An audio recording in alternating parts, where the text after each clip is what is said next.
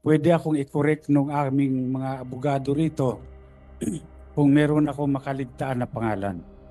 Number one, siyempre si Martin Romualdez. Pangalawa, itong si Saldico. Pangatlo, itong si Majority Leader Manix Dalipe ng Zamboanga. Bakit sila?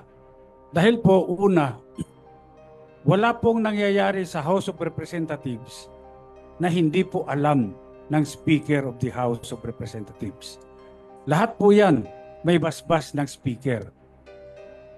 Wala pong gagalaw dyan kapag hindi po sinabi ng Speaker.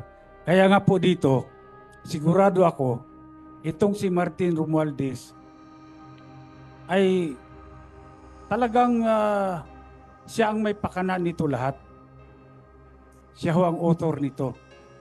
Ngayon, siyempre ako gusto ko rin magpasalamat kay Congresswoman Stella Kimbo. Dahil kung meron mang tunay na bayani dito, si Congresswoman Stella Kimbo. Dahil siya mismo ang umamin na maraming blanco ang BICAM report. Ngayon, bakit nagkaroon ng 241 billion na additional budget doon sa GAA na pinirmahan ng Pangulo?